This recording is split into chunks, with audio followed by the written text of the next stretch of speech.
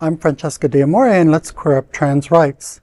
Oregon officials to pay $295,000 to a trans woman who alleged abuse while housed in a men's prison.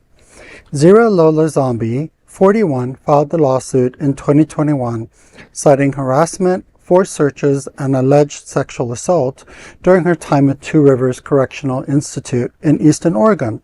She later transferred to Coffee Creek Correctional Facility, a women's prison. Zombie, who is serving a sentence through 2049 after a manslaughter and assault conviction, transitioned while incarcerated around 2020. According to court filings, she experienced, quote, ongoing harassment and verbal, mental, and psychological abuse by both prisoners and staff as a result of her sex, gender, and gender identity, end quote. In 2023, U.S. District Judge Ann Aiken ruled Zombie was likely repeatedly subjected to abuse, including sexual assault, and ordered protective measures. These included halting cavity searches and preventing exposure to other inmates and staff. Court filings also allege guards paraded her in undergarments, conducted strip searches, and forced her to provide urine samples in front of staff. Zombie said she was terrorized by a cellmate, but told to get over it by a guard. The Oregon Department of Corrections settled the case this week, awarding $95,000 to Zombie with $200,000 allocated to attorneys. This case comes as courts and policymakers continue grappling with how transgender inmates are housed amid shifting federal policies on gender identity and prison care. For me, this is a really scary story to even have to read and report. I can't imagine being placed in a men's prison. Of course you're going to be harassed. Of course you're going to be raped. Of course you're going to be subject to all of that. And with all of the laws that are changing at the federal level and at some state levels, it's a scary time for trans inmates, you know. I'm glad that she did win. It sets sort of a precedence, which is a good thing. But we'll see where it goes from here.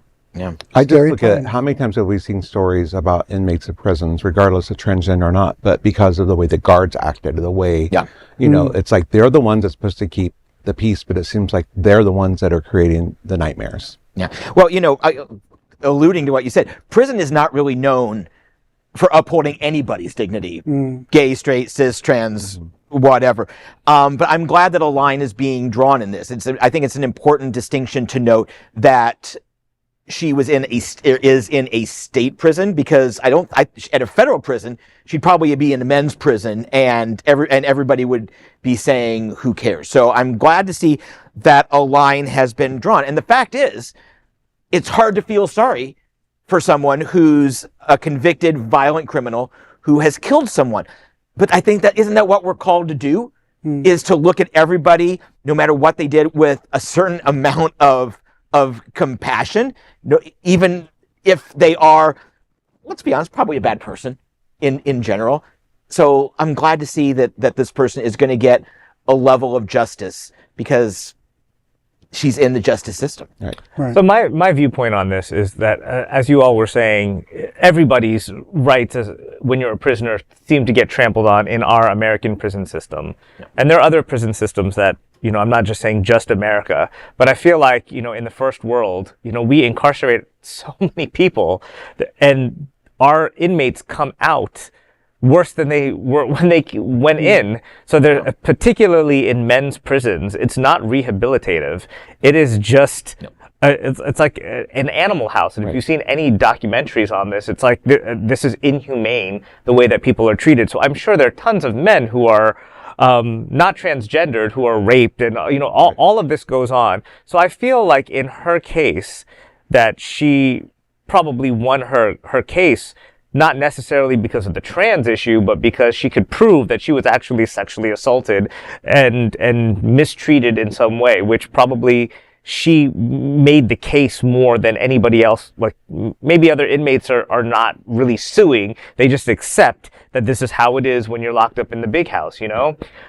I also have kind of an issue with, so I think that it said that she transitioned while she was in prison, right? So she went in male, I don't know what you can have done while you're in prison to make you more physically female. I mean, maybe they would have given her hormones to grow breasts, you know? Yeah. So then when she's saying that they paraded me around and did cavity surgery just like everybody else.